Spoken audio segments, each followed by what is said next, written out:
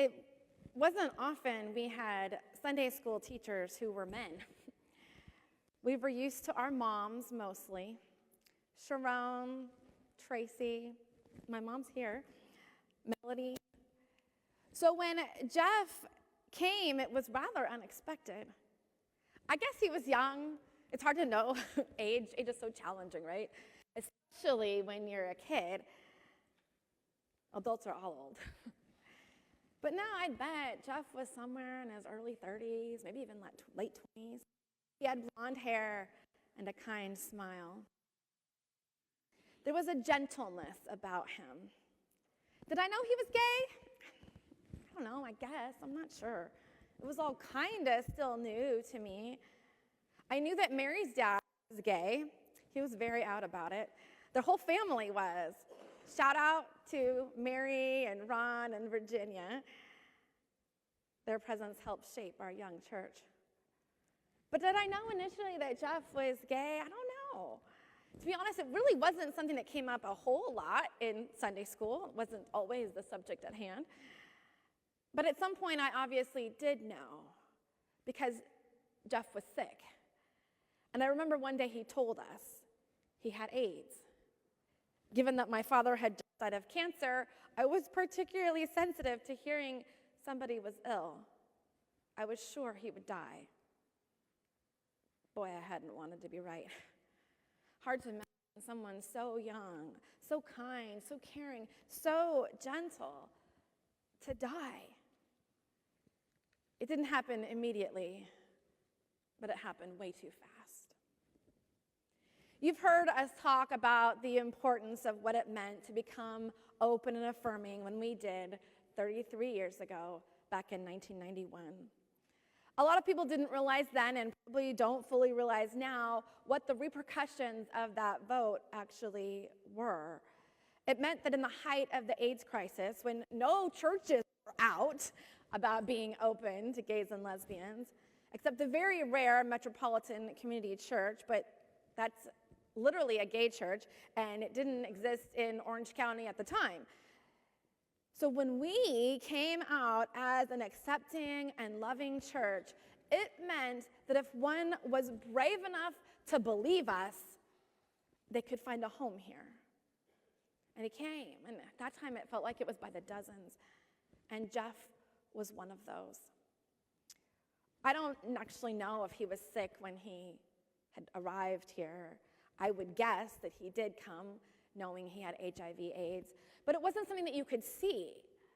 What I could see was someone who cared for me, who got to IUCC and volunteered, who chose to spend his last months of feeling well by teaching, giving, serving, loving.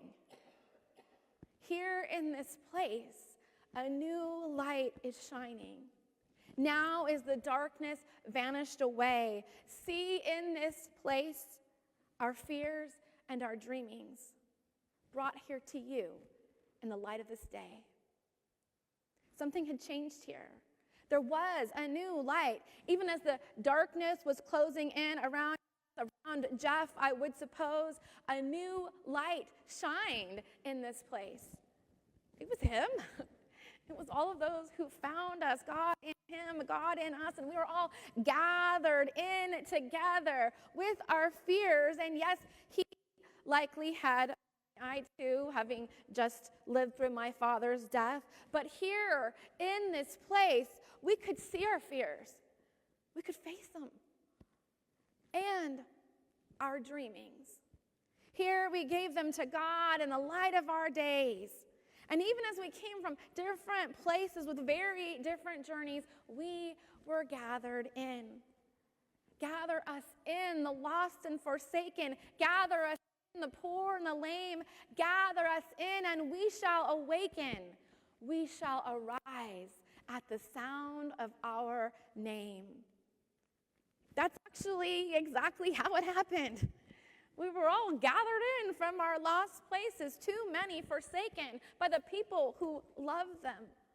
But here in this place, with our wounded hearts and bodies, we experienced a new light shining, and we did arise at the sound of our name. Irvine United Congregational Church, arise. I like to tell the stories of old for two reasons. One, they shaped our church, and two, they shaped me. I am so aware that I would not be who I am today, the pastor, the Christian even, or even the human being, if it hadn't been for those experiences. But I'm also grateful that as your pastor today, I actually got the chance to live those formative years at IUCC and be witness to the shaping so that I can share the history and tell it to you again, even as it often comes from the eyes of a teenage girl now all grown up. But what I love most about sharing our history is that I want you to see that IUCC has always been open to the new light that is shining. We are both who we have always been and welcome to the process of becoming as we recognize the Spirit anew among us, gathering us into our future together. Gather us in, God. Gather us in, the lost and forsaken, the rich and the haughty, the old and the young. I love this hymn, don't you? I could easily call it IUCC's theme song. It's written by Marty Haugen, and I am such a fan of his work. I love all of his music, but this one especially because it emphasizes the diversity of those called to be gathered together, called to be church, to visualize our unity in our diversity, to come to this space recognizing that we have been called throughout all of history. We are not uniquely chosen, but we are chosen. We are called by name to rise and be church, to rise and be light, a light to the whole human race, not just to each other, those of us in this room with membership, or just to other Christians, like to all the other Christians just like us. Not just other Americans, but to everyone. Called by a God not fully named. I love that. I don't know if you'll notice it in the song, but next time you sing it, and it'll probably come soon, I love that you will hear that this song comes to us as a prayer, as a command almost. Gather us in, call to us, give us a heart, hold us forever. Haugen shared that he intentionally wrote it in second person so as to avoid gender and to be intentionally inclusive. He said that some would have rather he create God more carefully circumscribed and named, but in having the song be a prayer to this unnamed God, it says more about us than it does about God, because this is who we are. Young and old, rich and haughty, proud, forsaken, lost, marginalized. But this is also, I think, an incredibly theological song without outwardly speaking about God. So I think it really is the progressive Christian theme song, our IUCC hymn. We ask God for the courage to enter the song, to take the initiative and embrace the sacraments, wine and water, eat the bread of our new birth.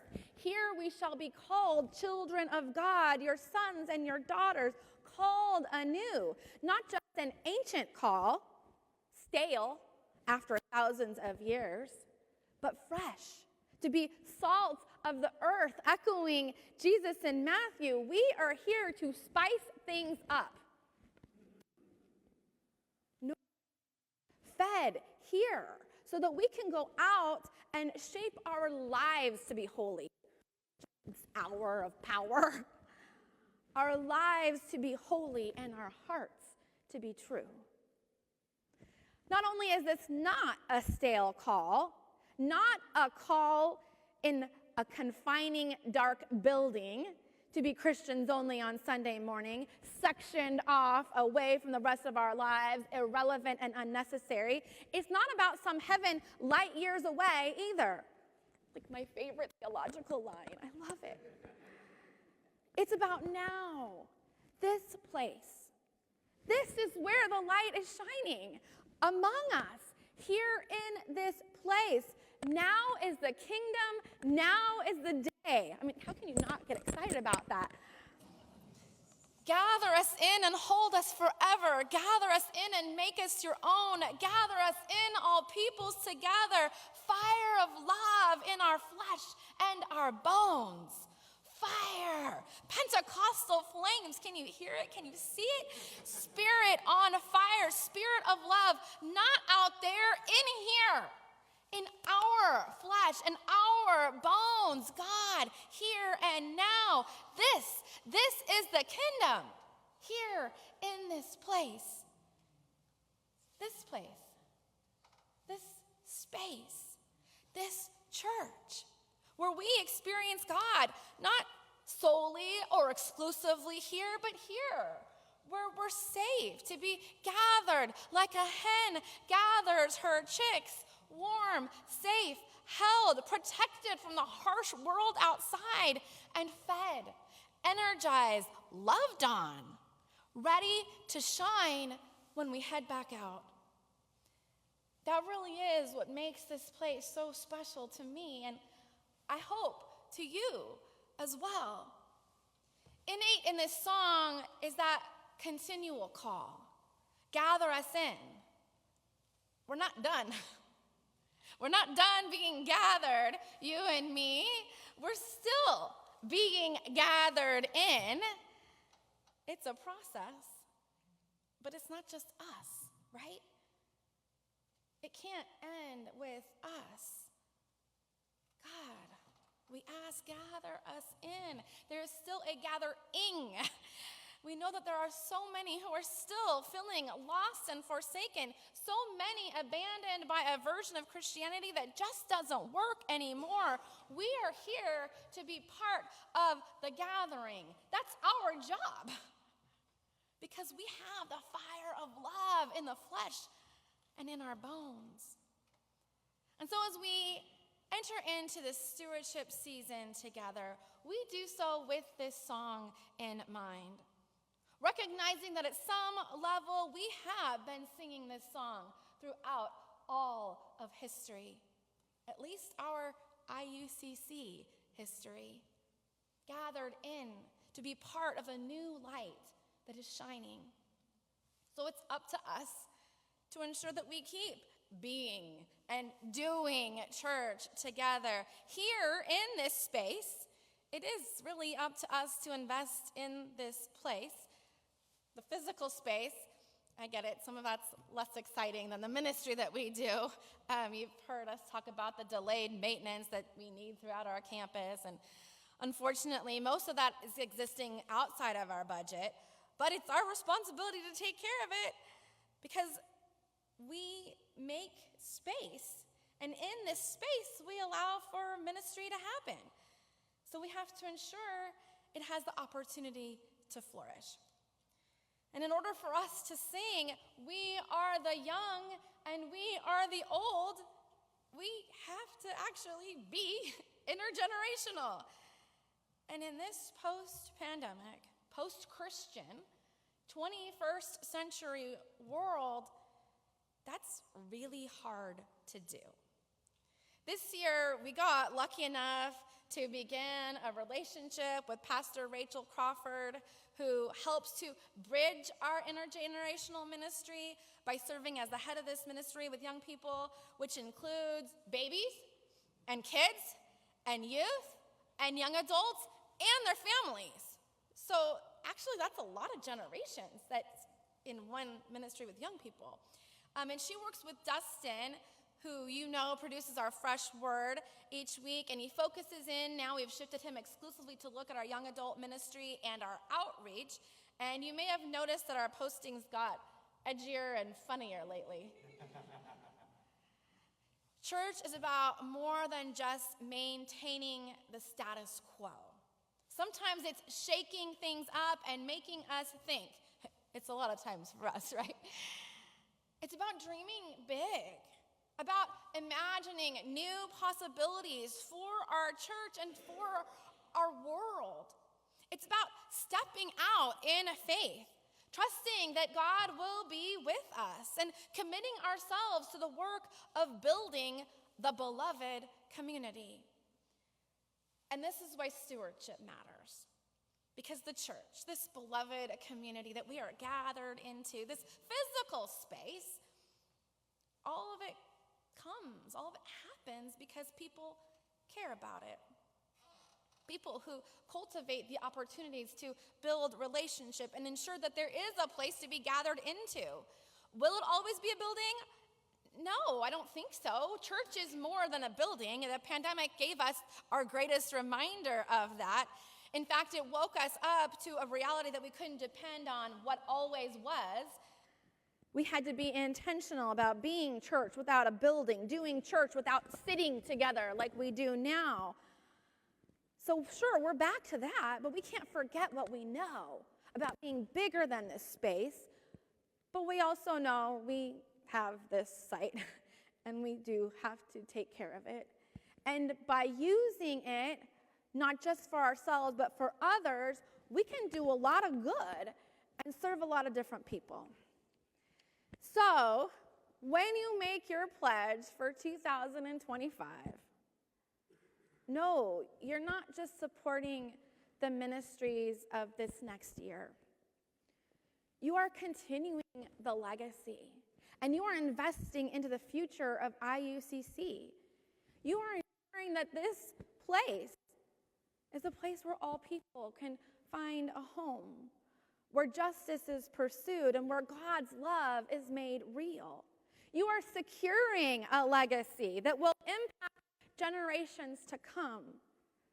And at a time where so much of Christianity has seemed like it's lost its salt, it is so important that this salty, spicy church exists. That we exist as a sanctuary, as a safe place to call for justice and to care for all God's people, to be gathered together into love, into hope, into comfort, into challenge, into peace. Gather us in, all peoples together. Give us the courage to enter the song. Amen.